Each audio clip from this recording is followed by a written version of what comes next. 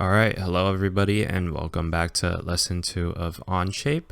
And in the last lesson, I showed you how to make a sketch. We made this sketch right here that just has a basic circle that's 100 millimeters in diameter. And in this lesson, I'll be showing you what you can do after making a sketch, after drawing something in 2D in the sketch tool. All right, so we're gonna extrude this. We're gonna use the extrude tool, and the extrude tool is located right here next to the sketch button. And as you can see, you can use Shift E to extrude. So you can press Shift E, or you can just click on the button, and then now it says faces and sketch regions to extrude. So you're gonna select all the faces or all the sketches that you want to extrude. And extruding basically just means adding material. So you're going to be creating material.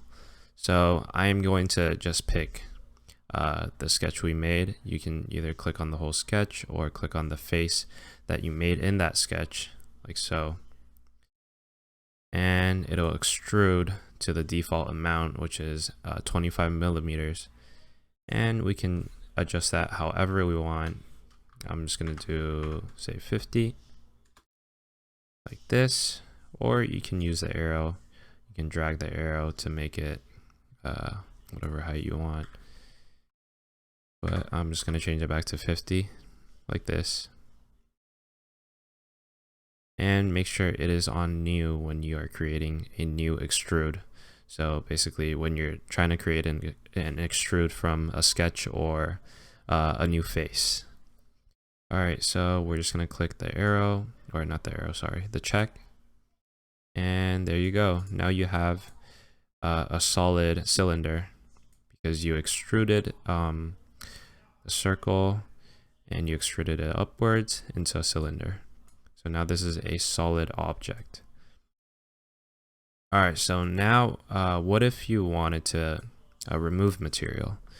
Let's say I want to make a hole in the middle of this sketch or in the middle of this object. So in order to do that, we're going to access the same sketch from earlier. And you see how we can't see the sketch right now? It's because after we extruded it, Onshape automatically hides the sketch again. So we're just going to click the eye next to sketch 1, eye right here, and now we can see it again. So in order to access the sketch, we're just going to double click on sketch 1, and now you see we can edit the sketch again. I'm going to press N to see a flat view of it. Now we're going to make a hole in the middle of this, in the middle of the object. So I'm going to create a smaller circle with the same center as the bigger circle, and we're gonna make this one, let's say 70 millimeters in diameter, like this. And this is how big the hole is gonna be in the middle of the cylinder.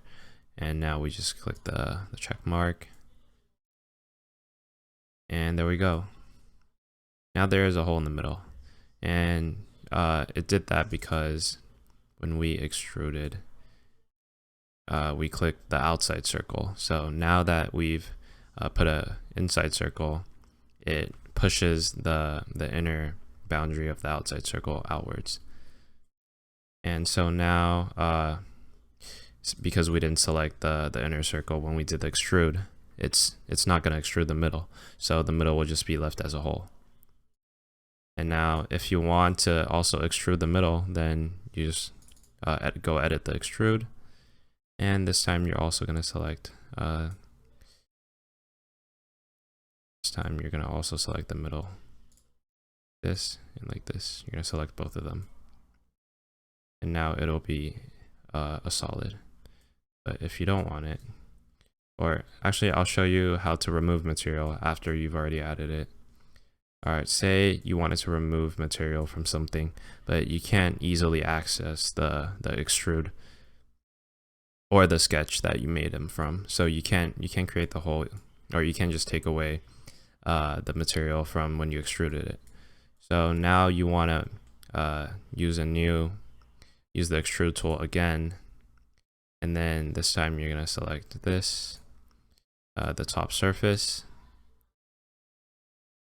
Oh, sorry, not the top surface. You're going to select the inner hole of the sketch, and now you want to click on remove in the extrude tool. And what's this? This is gonna remove material in whatever your extrude tool goes into.